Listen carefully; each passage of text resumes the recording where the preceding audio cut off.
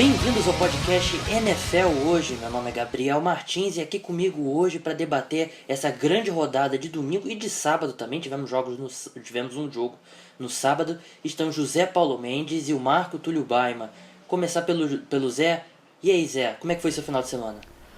Foi um final de semana bastante divertido enquanto eu não estive assistindo a NFL e mesmo assim continuou bom porque a gente teve excelentes jogos esse fim de semana. É verdade. Marco, e aí, tudo bom? Tudo jóia, fim de semana é agitado com esses jogos com muita pontuação, né? É verdade, alguns shootouts aí. Até alguns jogos que a gente não esperava que fossem shootouts e tornaram shootouts. E antes da gente começar, a gente estava conversando antes de começar o programa, o Zé queria parabenizar aí um time que foi campeão aqui no Brasil, né, Zé? O Timberrex foi campeão do torneio Touchdown no sábado. O jogo foi disputado às 4 da tarde, a gente fez uma divulgação, então aqui só dar o parabéns ao Timberrex, campeão do torneio Touchdown, e ao Vasco também, a todas as outras equipes que jogaram o torneio, porque a gente sabe como é complicado jogar o esporte no Brasil. Peraí, você tá dizendo que o Vasco foi vice? Sim, exatamente. Difícil de acreditar, mandar um abraço pro Fred aí, que ele sabe muito bem o que é isso. Bem, não vamos enrolar muito não, vamos começar logo por um dos jogos mais importantes da rodada, a vitória do Pittsburgh Steelers para cima do Denver Broncos por 34-27. Foi um grande jogo ali, uma grande virada do Pittsburgh Steelers. Eu tô feliz que foi o meu palpite aí, vitória do Pittsburgh Steelers, então acertei. O Antonio Brown continuou uma temporada fantástica. O Antonio Brown aí, acho que de repente a gente tem que começar até a pensar nele para MVP, né? Pelo menos ali na corrida, porque foram 16 recepções, 189 jardas e 2 touchdowns. E a gente tem exatamente a entrevista dele falando sobre o jogo. Vamos ouvir o que ele disse. Well, it's about how we start. It's all about how we finish. We wasn't getting down or anything. We knew we got to stay together, rally together, and fight to the finish. And we had a good opportunity to do that today. Ele disse que não importa como eles começam, assim como eles terminam o jogo. Ele disse que os jogadores sabiam que precisavam permanecer unidos e lutarem até o fim e conseguiram a virada. Uma entrevista bem de jogador, né? O Antonio Brown não costuma falar muito além do óbvio, né? Mas foi um grande jogo. Eu esperava que a defesa do Denver Broncos ia conseguir fazer um trabalho melhor do que fez. Claro que teve uma interceptação ali no final do Brandon Marshall, mas a gente viu, por exemplo, o Chris Harris Jr., ele teve o primeiro touchdown ali permitido nos últimos 2 anos, ele não tinha permitido nenhum. O Antonio Brown conseguiu um touchdown de 9 jardas para cima dele. E a defesa do Pittsburgh Steelers também não foi uma atuação fantástica, mas principalmente ali no final do jogo conseguiu segurar ali o Denver Broncos. E mais uma vez o Denver Broncos não conseguiu correr com a bola. E acho que assim, o Brock Osweiler mais uma vez ele não foi o culpado por essa derrota, nem de longe. Mas acho que ele também não está conseguindo tirar o algo a mais, né, Zé? Sim, exatamente. Ele começou o jogo bem, mas o tempo passou e ele caiu de produção. O segundo tempo dos Steelers foi muito bom. E eu acho que ele começou bem o jogo, então eu fiquei surpreso. Eu não esperava que ele fosse ir tão bem, porque os Broncos, eles entraram no jogo sabendo que eles iam sofrer para correr com a bola. E mesmo assim ele começou o jogo muito bem, conseguiu conexões, conseguiu um ótimo primeiro tempo para a equipe, correndo e lançando a bola. E aí quando ele voltou do intervalo, o jogo mudou de cena e aí você viu que ele é um cara que ainda não está preparado para a situação quando a pressão muda, quando a pressão chega e o jogo muda. Eu tive exatamente essa mesma impressão, que eu achei que no final do jogo ele não conseguiu ali mover a bola. Eu acho que faltou um pouco ali de experiência para ele. E a gente vendo os números aqui, vê que o Pittsburgh Steelers teve 28 jardas correndo com a bola, com o DeAngelo Williams, né? E o Denver Broncos, o principal running back da equipe foi o Ronnie Hillman, com 48 jardas em 14 carregadas. Também não correu muito bem com a bola. E acho que o que aconteceu nesse jogo, acho que a defesa do Denver Broncos enfrentou um ataque ali que consegue se encaixar com ela muito bem pro lado do ataque, né? E eu acho que você botar um Brock Osweiler, que apesar de estar no 4º ano dele na liga, 4º ou 5º? Quarto, né? 4º ano dele na liga, ele é basicamente um rookie, né? Primeira vez que ele está jogando aí como titular, as primeiras vezes. E não sei se o Marco ficou com essa mesma impressão, eu acho que hoje é difícil qualquer quarterback conseguir manter o mesmo ritmo que o Big Ben num shootout, né? O Big Ben ele é muito bom, principalmente nas jogadas assim mais profundas, né? Ele usa muito os wide receivers dele também ajudam bastante, né? O Brown e o Brian, que eles passaram das 250 jardas O somadas, Max Witten né? também teve uma 20. boa partida, né? Ótima também, 6 recepções para 62 jardas, um touchdown. Mas assim, né, eles passaram das 300 jardas os três juntos, né, em mais de 30 recepções, é impressionante esse número. Mas o Big Ben, o impacto dele é muito grande dentro de campo, né? Ele sabe a hora, experiência, né? Ele sabe a hora que ele vai entregar pro jogo corrido, que vai fazer estrago, que nesse jogo não foi tão bem o DeAngelo Williams.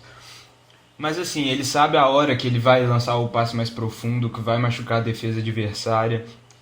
Só no final ali que ele teve um problema numa interceptação, né? Quando o jogo já estava nas mãos do Pittsburgh, ele deu uma esperança pro Denver, né? Que foi uma interceptação até boba. Que ele lançou um passe curto ali e o jogador do Denver, o cornerback, eu não tô lembrado do nome agora, conseguiu roubar a bola do Na wide verdade, no receiver. final do jogo foi o Brandon Marshall, né? O linebacker do Denver Linebacker, Broncos ali na jogada com o DeAngelo Williams, mas a defesa do Pittsburgh Steelers cresceu bastante ali principalmente no último drive, né? O Ryan Shazier, que é um jogador que lida muito com lesões, né? Mas ele teve uma boa partida também. Então acho que esse time do Pittsburgh Steelers está crescendo muito e está crescendo na hora certa, né? Eu acho agora a gente sabe que os critérios de desempate do playoff são um pouco complicados na NFL, né? Mas o Pittsburgh Steelers com essa vitória ultrapassou o New York Jets nos critérios de desempate e agora estaria nos playoffs. Jogaria, se não me engano, com o próprio Denver Broncos. A gente vai falar sobre o playoff picture mais pra frente. Outro recado que eu esqueci de dar, que além da entrevista do Antonio Brown que você já ouviu, a gente vai ter a entrevista do Odell Beckham e vai ter o J.J. Watt também, um vídeo dele falando no vestiário com jogadores, bem legal também, então não perca. Mas voltando ao assunto do Pittsburgh Steelers e Denver Broncos, os Steelers agora estaria nos playoffs. Eu vi na ESPN, o critério é força dos adversários, algo do tipo, e que agora com essa vitória para cima do Denver Broncos, o Pittsburgh Steelers passou e o New York Jets agora está olhando aí de fora esse wild card e vai ter um encontro com o New England Patriots na próxima rodada, então uma situação bem complicada aí. Acho que o Pittsburgh Steelers não larga mais essa vaga, até acho que se eu tivesse que dizer, eu acho que Pittsburgh Steelers e Kansas City Chiefs já estão meio que garantidos, não garantidos matematicamente, mas eu acho muito difícil mudar isso daí e não ser desses dois times no wildcard. O que você acha, Zé? Então, pelo que eu vejo da tabela, eu acho que é mais fácil os Broncos não irem aos playoffs do que os Steelers não irem aos playoffs. Porque os Steelers... verdade que o Denver Broncos tá tendo uma queda de produção agora nesse final de temporada, né? Se os Broncos perdem o próximo jogo e os Jets vencem, e os Steelers também, os Broncos estão fora dos playoffs. Porque os Chiefs também tem que vencer, mas a tabela dos Chiefs é tranquila, a tabela dos Steelers é tranquila, e os Jets, eles têm um jogo contra os Patriots, que é um jogo muito duro, mas é uma equipe que tem condições de vencer os Patriots, ainda mais jogando em casa, e os Patriots, perdendo esse jogo, os Chiefs levam a divisão nesse momento, e eu estou fazendo aqui exatamente a simulação para ter a certeza disso, mas os Broncos estão fora dos playoffs com esse cenário. Os Chiefs ganham os 2 jogos, os Jets ganham os 2 jogos, e os Steelers ganham os 2 jogos, e os Broncos perdendo pros Bengals semana que vem, que não seria uma surpresa, porque as duas equipes estão com problemas de quarterback, estão com reserva, mas não é um cenário tão fácil assim não. Vai ser um grande jogo esse Denver Broncos e Cincinnati Bengals, a gente vai falar bastante. Lembrando novamente que sexta-feira é dia de Natal. Você acha que não vai ter podcast? Vai ter podcast sim, vai ter a prévia aí da rodada do Natal. Então não se preocupe que a NFL hoje não para nunca. Bem, vamos avançar de jogo aí, outro grande jogo aí da rodada, talvez grande jogo até da temporada. Impressionante como os Giants estão aparecendo. Quando você for fazer um top 5 do top 10, os melhores jogos da temporada, os Giants vão aparecer várias vezes. Pra mim, o Giants e New England Patriots é o melhor jogo da temporada e esse aí tá perto também. O Carolina Panthers venceu o New York Giants por 38-35. A gente vai falar um pouco mais pra frente sobre a história do Odell Beckham. A gente vai começar falando sobre o jogo, que ninguém quer falar muito sobre briga e coisa que não envolve o futebol americano em si. O Carolina Panthers chegou a estar vencendo o jogo por 35-7, atropelando o New York Giants. Os Giants no primeiro tempo tiveram oportunidades de terminar com a liderança. Eu cobri esse jogo. Os Giants, o Odell Beckham dropou um passe que seria touchdown. Ele tinha passado pelo Josh Norman muito bem. Era ele a endzone, 10, 15 jardas da endzone. Ele deixou cair o passe muito fácil. E depois o Dominic Rodgers-Cromartie deixou cair uma interceptação que seria um pick six, claro. Com certeza levaria para outra endzone. Então o Giants poderia estar ganhando de 21-7. Mas deixou o Carolina Panthers crescer. Então Cam Newton, mais uma partida fantástica. 35 pontos aí vindo em passes dele para touchdown, né? Foram 5 passes para touchdown. E parecia que o jogo tinha terminado, mas os Giants continuaram a luta, né? O Shane Vereen teve um bom jogo ali, recebendo, teve umas boas corridas. O Rashad Jennings teve um bom jogo, finalmente o jogo corrido funcionou muito bem. E os Giants conseguiram empatar o jogo com o touchdown do Odell Beckham, que no momento que o Odell Beckham começou a pensar um pouco mais no jogo, ao invés de brigar com o Josh Norman, ele começou a jogar muito bem. E novamente aconteceu algo que o torcedor dos Giants aí já está acostumado a ver nessa temporada. O Carolina Panthers conseguiu marchar e chutar um field goal, né? O Cam Newton com uma corrida-chave ali que posicionou o time para chutar o field goal. E mais uma derrota aí que machuca a torcida dos Giants, né? Porque os Giants passaram tão perto de tirar a invencibilidade do New England Patriots, agora passaram tão perto do Carolina Panthers, né? É um time que cresce nos jogos grandes, mas eu acho que o Tom Coughlin está fazendo um trabalho espetacular. Eu acho que esse elenco aí, na mão de qualquer outro técnico, poderia ter vencido 4, 3 jogos. Mas eu acho que nos momentos chaves a falta de qualidade desse elenco tá aflorando, né, Fred, desculpa. Marco. Com essa derrota aí se complicando na NFC Leste, né? O Washington ganhou, distanciou, agora tá 7-7, o Giants foi para 6-8. Assim, vai ter um confronto direto ainda com o Philadelphia, mas eu não sei se classifica não, muito difícil. Marco, rapidinho, eu vi o cenário agora. Para os Giants classificarem nos playoffs, eles precisam que o Washington Redskins perca os 2 jogos e precisa vencer o Philadelphia Eagles. Eu acho que não importa se o Philadelphia Eagles... E vencer os 2 jogos. E precisa vencer os 2 jogos. Precisa vencer o Vikings, precisa vencer o Eagles na última rodada. E precisa que o Redskins perca os 2 jogos. Então não é o cenário mais difícil da história do futebol americano, mas também é bem complicado, até porque o Washington Redskins vem jogando bem, né? O Redskins vem muito bem aí, vem colocando pressão nessa divisão que é a mais fraca da NFL. Mas assim, o jogo eu acho que a gente tem que destacar tanto a temporada do Rodgers-Cromartie, né, que vem se destacando nessa defesa aí sem nomes do Giants, mas o coletivo que até a primeira parte da temporada estava fazendo um bom ano.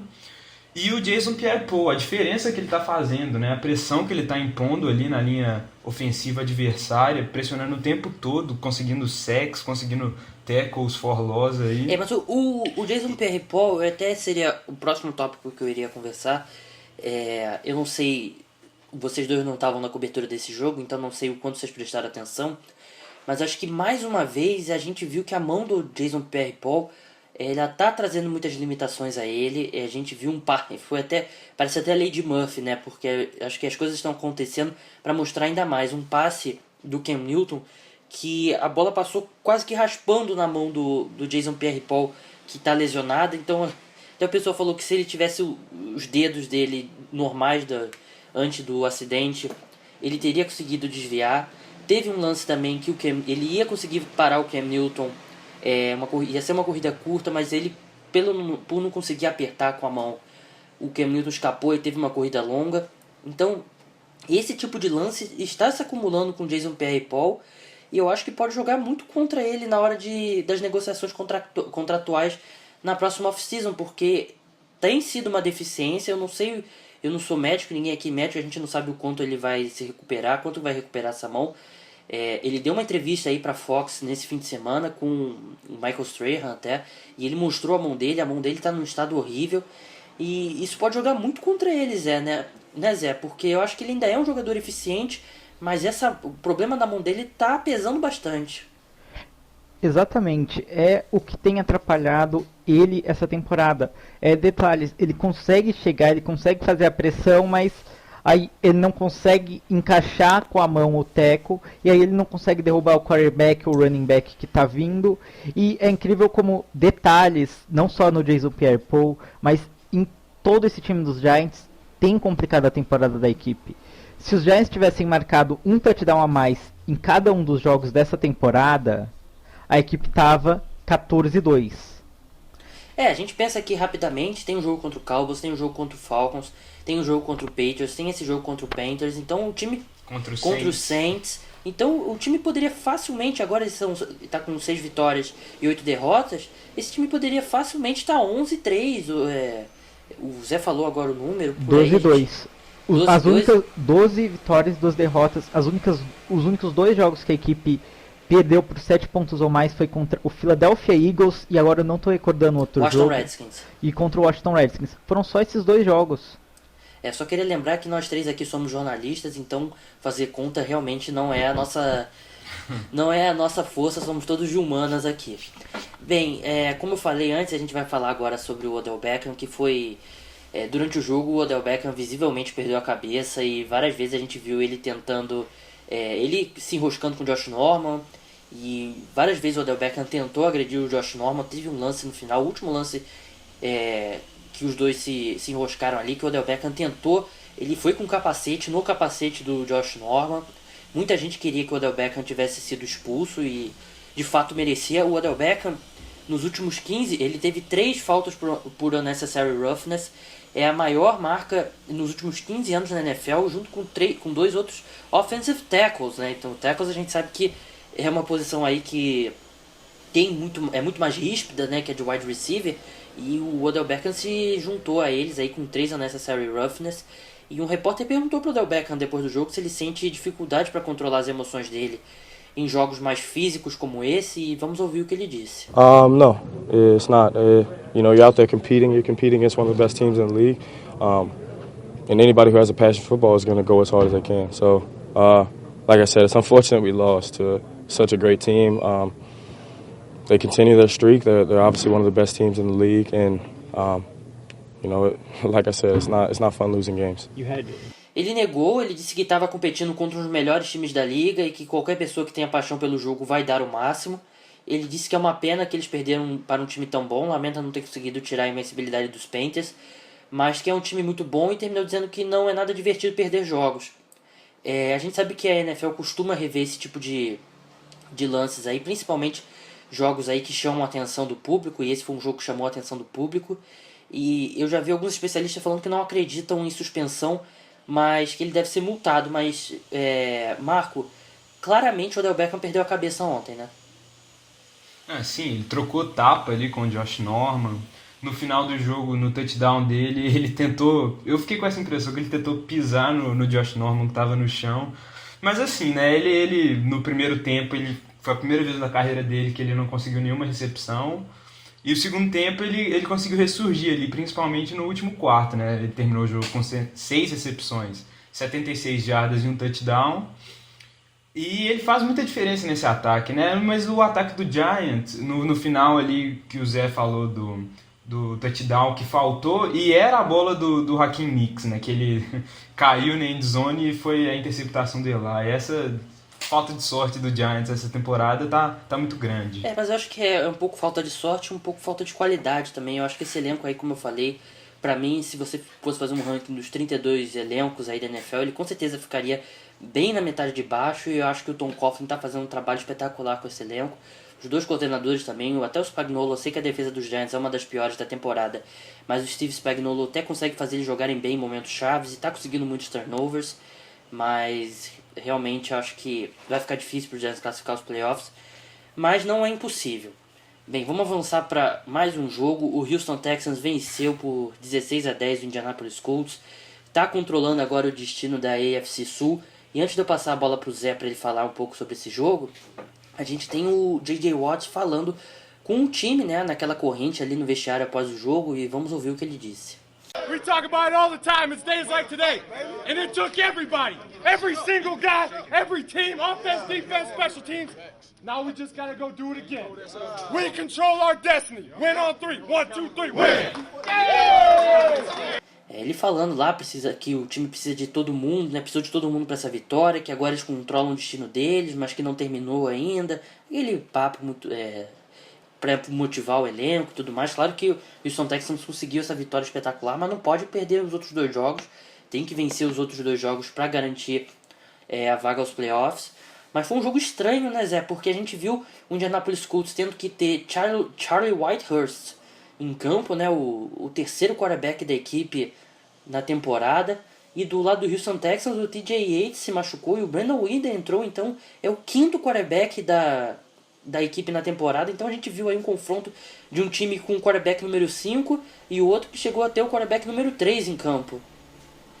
Foi uma partida muito estranha e chegou um ponto que você via que claramente nem o Whitehurst, quando ele pegou e teve que lançar a bola, nem o Brandon Whedon, eles conheciam tão bem o playbook. E eles acabaram cometendo erros. O Whitehurst, eu não lembro agora, eu acho que foi a primeira ou a segunda bola que ele lançou 2 bolas, uma ele acertou, a outra ele errou. Aquele erro foi um erro muito grande.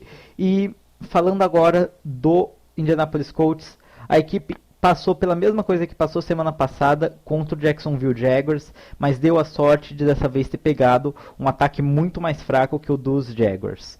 Porque enquanto o Hasselbeck ele conseguia se manter em campo, mesmo que não seja 100% saudável, mas ainda saudável, ele conseguiu carregar a equipe e levar a vitória, tanto que o primeiro tempo acabou 10-3. Mas chegou um ponto em que ele não aguenta mais as pancadas e ele cai de produção e, consequentemente, todo o time cai de produção, a equipe fica menos em campo, a defesa se cansa e aí fica mais fácil para o ataque adversário. Isso ficou muito mais claro no jogo contra os Jaguars, mas ontem contra o Houston Texans demorou mais, a equipe do Houston Texans não tem um jogo aéreo tão bom, então não conseguiu forçar tanto isso, mas você consegue ver isso pelas carregadas do Alfred Blue no segundo tempo, que foram bem mais longas, e ele conseguiu passar muito mais fácil pela defesa dos Colts, e o ataque realmente sofreu. E voltando ao Houston Texans, a ótima atuação do DeAndre Hopkins, que ele vem jogando tão bem, ele vem chamando tanta atenção, que o Jalen Strong, calouro, e o Nate Washington, veterano, são 2 jogadores que têm recebido muito mais passes, porque aí que os adversários estão tão preocupados em anular ele, que eles acabam tendo um pouco mais de displicência na marcação dos outros wide receivers e até dos running backs da equipe. É tira do cobertor curto, né? Sim, você tem, mas se você não fizer isso com ele, ele vai ter uma recepção e vai atropelar o seu time. E é verdade. Foi assim que os Colts perderam esse jogo. No mesmo modo, o Hasselbeck cansando, levando pancada e começando a perder o ritmo. E aí a equipe perde o ataque e a defesa não dá conta de ganhar um jogo por um tempo inteiro. Bem, eu acho que o Zé pelo menos já passou a conta aí em tudo que diz respeito ao Indianapolis Colts. Agora falando rapidamente do Houston Texans. O Texans que conseguiu essa vitória aí sem até uma grande atuação do J.J. Watt, né? Desde que ele machucou a mão, acho que ele não tem brilhado tanto quanto no começo da temporada. Quer dizer, não no começo da temporada, mas pelo menos antes da fratura na mão. E o Houston Texans está aí com uma boa posição para conseguir uma vaga nos playoffs. Mas também não tem impressionado não, né, Marco? Eu acho que grandes chances aí do Houston Texans... Quer dizer, grandes chances. É bem difícil você pensar que esse time do Houston Texans possa fazer algo nos playoffs, né, Marco? Tá encaminhada a divisão, né? Tá apertado ainda. Tá em primeiro com 7-7 e o Colts em segundo com 6-8. Mas olhando a tabela aqui, tem dois confrontos diretos, né, nos 2 últimos jogos. Contra o Tennessee, lá em Tennessee, e contra os Jaguars em casa. Então, só fazer a dever de casa aí contra os rivais de divisão que consegue classificar para os playoffs. O problema é contra quem que vai jogar nos playoffs, né, no wildcard. Eu acho que Steelers e Chiefs seriam favoritos contra o Houston Texans. E tem também o fato de você, no momento, seu quarterback ser o Brandon Whedon, né? Porque o TJ Yates, no momento que a gente estava gravando aqui, ainda não tinha nenhuma confirmação, mas muita gente acreditava que era ligamento cruzado, né? E se for ele, o Brian Hoyer está se recuperando de uma concussão ainda. Então, se o seu quarterback for o Brandon Whedon, eu acho que continua aí aberta a AFC Sul, que a gente sabe que o Jacksonville Jaguars ele perdeu essa rodada, mas a gente sabe que o Jacksonville Jaguars tem jogo aí que eles conseguem marcar muitos pontos, né? 35, 40 pontos, e o Houston Texans, com um ataque nesse estado no momento, eu não vejo eles conseguindo marcar 30 pontos. Mas Se já tava mal com o Hoyer, imagina com o Whedon. é verdade. Eu acho que a torcida do Texans que reclamava do Brian Hoyer tá querendo a qualquer custo que ele volte logo ao time. Bem, vamos avançar agora com o nosso programa. Foram jogos importantes, a gente se estendeu um pouquinho mais do que de costume nos debates. Agora cada um vai passar por um jogo que cobriu aí na rodada. Alguns jogos aí também que outros, o Vitor ou o Fred cobriram, mas a gente vai falar também. E começar pelo Sunday Night Football.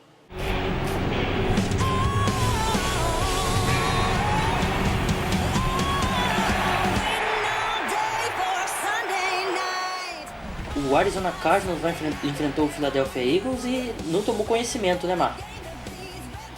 40-17 para os Cardinals, que garantiu o título de divisão com 12-2, e complicaram a vida dos Eagles, né, na NFC Leste, que foi para 6-8, mas ainda com os 2 confrontos diretos nas 2 próximas rodadas, pode conseguir vencer a divisão ainda, essa fraca divisão aí.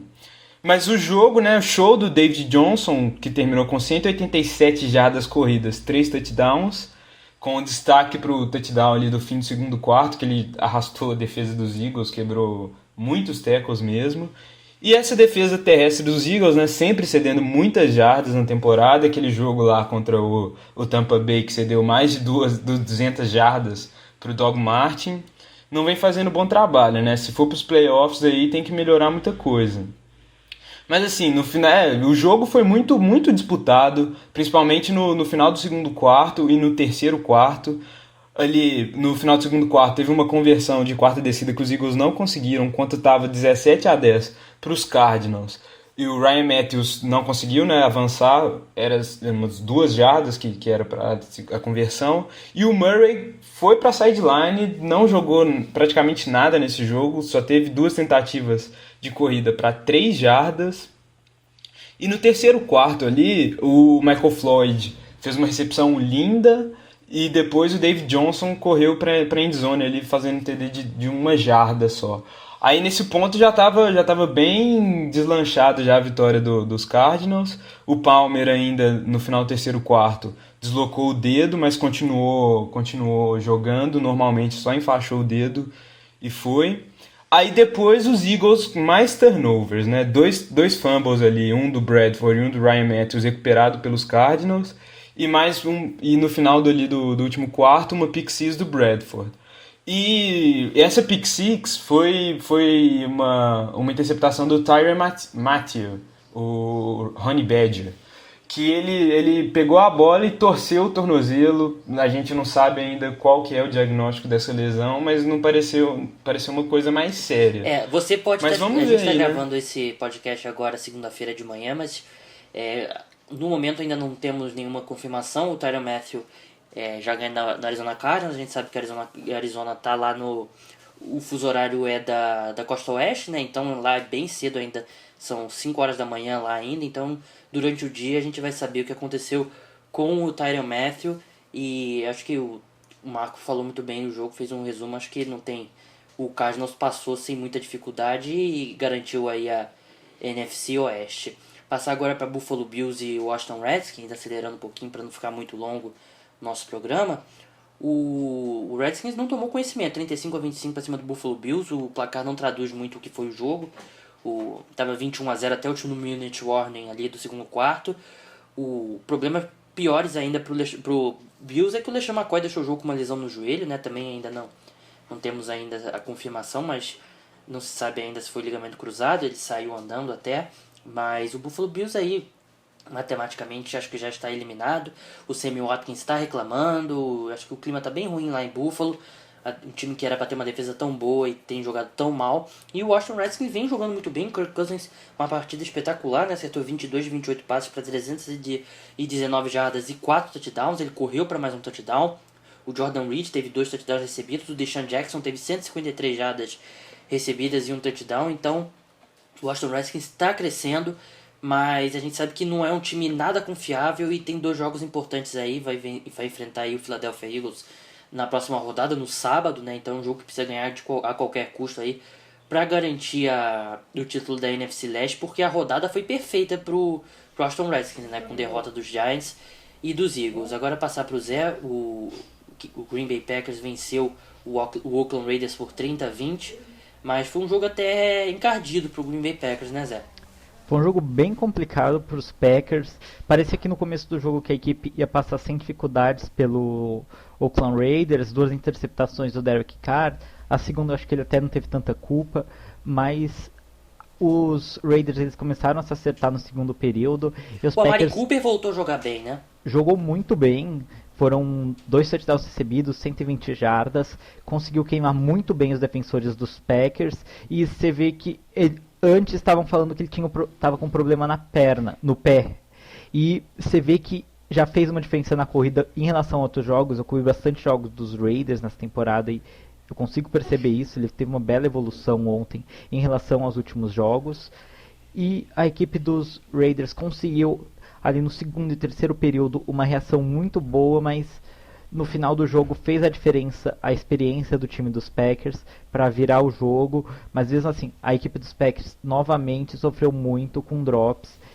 E isso agora a equipe está conseguindo vencer, mas chegando na pós-temporada não é certeza que você vai conseguir vencer jogos mesmo com todos esses drops, até porque você não vai enfrentar adversários fracos, você vai enfrentar time que ganhou muitos jogos.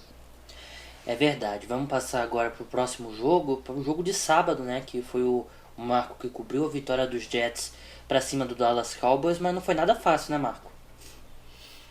Não, foi muito apertado, 19 Jets, 16 Cowboys, o Jets aí com 9-5 fazendo pressão para ver se consegue uma vaguinha de wildcard na AFC. Mas o jogo foi muitos field goals chutados, 7 no total, e a defesa dos Jets fez um ótimo trabalho aí com 4 interceptações, 2 sacks, apesar de ceder 100 jardas. E no primeiro quarto o Kessel já foi pro banco, que ele estava no momento... deixa eu olhar os números dele aqui. Ele estava com 3 de 8, 37 jardas e uma interceptação. Aí o Kellen Moore entrou no lugar dele, que fez a estreia dele na NFL. Ele terminou o jogo com 158 jardas, um touchdown e 3 interceptações. E o segundo passe dele na liga foi uma interceptação. E assim, na arbitragem, mais uma vez aí se complicando nesse jogo. No fim do segundo quarto, teve um tackle foi nas mangas do Terrence Williams e a arbitragem marcou a falta ali de tackle pelo colarinho e foi essencial aí para o touchdown do Dez Bryant, que no final fez muita falta nesse jogo apertado aí de 19-6. E o Fitzpatrick foi muito bem mesmo ali no mais um jogo que ele vai bem. Ele quase chegou nas 300 jardas, 299, um touchdown e uma interceptação. Mas assim, né, fazendo a diferença ali, jogando a bola lá pro Brandon Marshall, pro Eric Decker, que no final ele machucou, parecia que era alguma coisa grave, mas ele voltou. E assim, né, Dallas já era essa temporada, 4-10, e o Jets vai ver se belisca mais alguma coisa aí no fim da temporada. A torcida dos Jets que com certeza não ficou nada feliz que o time venceu e mesmo assim saiu da zona de classificação dos playoffs, né, perdeu a vaga ali nos critérios de desempate pro Pittsburgh Steelers. Tem passar para Tennessee Titans 16, New England Patriots 33. Esse jogo não prometia muito e de fato não cumpriu, né? Foi um jogo relativamente fraco, né? Acho que o New England Patriots claramente tirou o pé do acelerador em alguns momentos. O Gronk teve um touchdown, isso foi bom para o time aí, para o Gronk se restabelecer.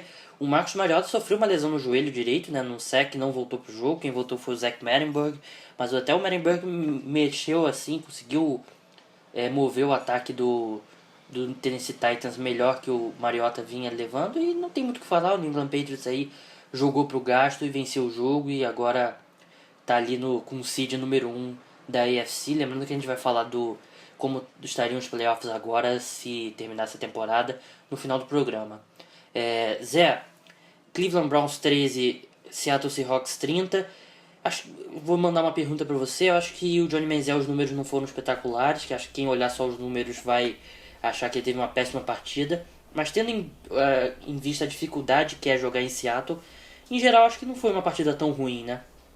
Não foi muito longe disso. Ele conseguiu, ele mostrou muita maturidade no jogo para saber quando ele precisava sair do pocket, quando ele podia correr e não levar um tackle muito pesado, quando ele sabia que ele fugia do pocket, mas sabe que tem que lançar.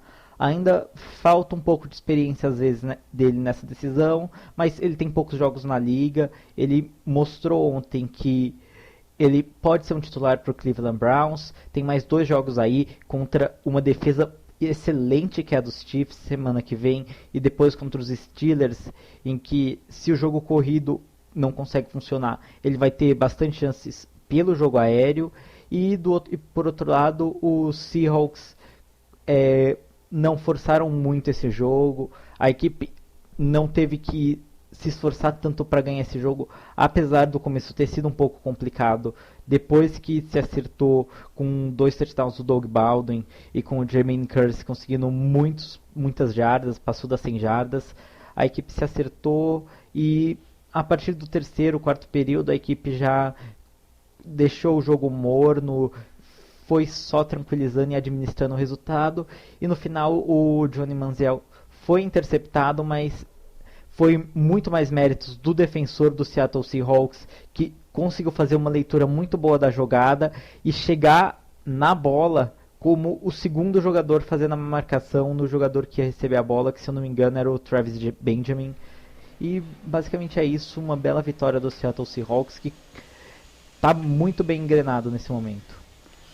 Só alguns números interessantes. O Doug Baldwin, ele conseguiu o 10º passe para touchdown, recebeu o 10º passe para touchdown aí nos últimos 4 jogos, um feito que só o Jerry Rice tinha feito, né, em 1987, se eu não me engano. Então, um grande feito aí. Marco, Cincinnati Bengals 24, 49ers 14, outro time também que só jogou pro gasto, né? Não precisou de fazer muita força, né? A defesa dos Bengals, mais uma vez, indo bem. Aí o Dunlap, com 10 sacks e meio, a melhor temporada dele na carreira, fez um fumble ali lindo, roubou a bola ali do Bolden. E o Geno Atkins também terminou com 2 sacks, agora ele já está com 10, mais uma ótima temporada. E o jogo corrido dos Bengals, assim, meio inconsistente, com o Jeremy Hill com 19 tentativas para 31 jardas só. Ele consegue muitos touchdowns, né, na linha de gol, ele não perdoa, ele fez 2 nesse jogo, só que também ele sofre muitos fumbles. E o McCarron, né, que tá fazendo um belo trabalho aí substituindo o Dalton, e muitos times aí devem ir atrás dele na off-season, porque ele tá mesmo deixando esses times atentos que estão precisando de quarterback. E pelo lado dos Niners, se tem alguma coisa um pouco melhor aí é o Gabbert, que apesar dos números dele que não foram tão bem, ele teve 3 interceptações e um touchdown só, ele tá tendo um ano melhor que o Kaepernick, que deve ser uma novela aí nessa off-season pra ver quem que vai ser o titular. Vamos esperar a off-season chegar pra ver como é que vai acontecer. Agora passando pra Kansas City Chiefs 34, Baltimore Ravens 14. O ataque do Kansas City Chiefs voltou a jogar bem, né? O Charkandre Quest voltou a jogar bem, teve 75 jardas e um touchdown. O Alex Smith teve um jogo bem Alex Smith, né? Acertou 21 de 25 passes, um touchdown, nenhuma interceptação. E o Jimmy Clausen até que não jogou tão mal, né? Ele lançou 2 interceptações, mas acho que em geral a gente esperava bem menos dele. Ele até conseguiu completar um Hail Mary ali no final do segundo quarto pro Kamar Aiken, né? E conseguiu aí o touchdown. Acho que o Baltimore Ravens, a gente já tá falando isso há muitas rodadas, há mais de um mês, que é um time que já tá pensando em 2016. E o Kansas City Chiefs fez o dever de casa, venceu, e é um time aí que também já tá começando a olhar mais aí pra 2016. Mas tá olhando pra janeiro de 2016, né? Pros playoffs, porque é um time que... tirando um desastre, eu acho que é um time que vai estar nos playoffs. É um time aí que tem uma defesa aí, complicada de se enfrentar, né? Principalmente com o Justin Houston voltando a jogar 100%. Então acho que o Kansas City Chiefs já tem que pensar aí já em 2016, mas não pode ficar bobeando, porque a gente sabe que são jogos fáceis daqui pra frente, mas precisa vencer pra continuar aí pensando já lá em janeiro e nos playoffs. Zé, uma decepção aí do Jacksonville Jaguars, né? uma decepção muito grande. A equipe começou mal o jogo. O Atlanta Falcons começou um jogo parecendo aquela equipe do começo da temporada que fazia muitos pontos, com o Devonta Freeman funcionando bem, com o Julio Jones jogando muito bem, até o Rod White aparecendo bem em alguns momentos. E aí voltou do intervalo, parecia a equipe que a gente viu dessas derrotas sequenciais que a equipe vinha tendo até esse jogo. A equipe foi um terceiro período horrível do ataque do Atlanta Falcons. A defesa dos Jaguars funcionando muito bem, o ataque funcionando bem, Blake Bortles jogando bem, e uma coisa muito legal que ele não se abateu depois de ter sido interceptado a 3 jardas na endzone no final do primeiro período, no final do primeiro tempo, que era um momento que você podia mudar a história do jogo ali. E por outro lado, a equipe dos Jaguars no quarto período, ela caiu, o ataque não conseguiu produzir, e a defesa até continuou jogando bem, mas não teve como. A Atlanta Falcons conseguiu ir até a red zone, ir até a linha de 20, 30 jardas, e acabou conseguindo chutar 2 field goals que mataram o jogo, porque o ataque do Jaguars tinha caído muito de produção no quarto período, depois de voltar muito explosivo do intervalo. E a equipe dos Jaguars ainda sofre um pouco com irregularidade, com o Blake Bortles ainda sendo um pouco irregular, mas se vê um crescimento e o potencial da equipe tem sido muito maior do que eu esperava nessa temporada. Marco, rapidinho, acho que esse jogo acho que não tem nem muito o que falar. Minnesota Vikings atropelou o Chicago Bears por 38-17, né? A defesa dos Vikings aí conseguindo 5 sacks. O Stefon Diggs, depois de algumas rodadas, ele começou muito bem a temporada, depois caiu de rendimento, conseguiu 2 touchdowns muito bem. E o Bridgewater aí, talvez o melhor jogo da temporada dele, que ele terminou o jogo aqui com 231 jardas e 4 touchdowns, nenhuma interceptação. E o Adrian Peterson, que teve um problema no tornozelo ali no início do jogo, ele continuou o jogo limitado e não foi tão bem assim, né? Mas Vikings aí, daqui a pouco a gente vai falar do Playoff Picture, vivo na briga do wildcard da NFC e sonhando, quem sabe, aí com um título até da NFC. NFC Norte. Terminar agora outro jogo aí de times já eliminados. Na verdade, o Vikings não está eliminado, eu quis dizer um jogo de times que estão eliminados. O Miami Dolphins enfrentou o San Diego Chargers ali lá em San Diego, um jogo que tinha muito emoção, né, envolvida, né? O San Diego Chargers venceu por 30-14, porque tem cara de último jogo do San Diego Chargers no Qualcomm Field, né? Qualcomm Stadium, agora estou em dúvida se é Field ou Stadium, mas pode ter sido o último jogo, né? A gente sabe que os Chargers estão ali no processo de talvez se mudarem para Los Angeles na próxima rodada. O Miami Dolphins teve uma péssima partida, 30-14 também não traduz muito o que foi o jogo. O Miami Dolphins é o rei dos times, do garbage time, consegue pontos, jardas no garbage time, e as estatísticas às vezes não parecem tão ruins quanto foram o jogo. O time tinha 75 jardas ali no 2-minute warning, e os Chargers conseguiram a vitória ali. Acho que a emoção, na motivação de jogar o último jogo lá. Até a gente postou lá na página uma foto que ficou bem bonita, né, do Eric Weddle deitado no gramado 2 horas após o término do jogo, né, meio que se despedindo. Bem, esse foi o resumo aí da nossa rodada, né, da semana 15. A gente falou de todos os jogos aí do sábado e do domingo. E agora, como eu prometi, a gente vai falar do Playoff Picture rapidamente, né? Na AFC, o New England Patriots tem a melhor campanha, número 1, o Cincinnati Bengals com a campanha número 2. Esses dois times folgariam aí nos playoffs se terminasse a temporada regular agora.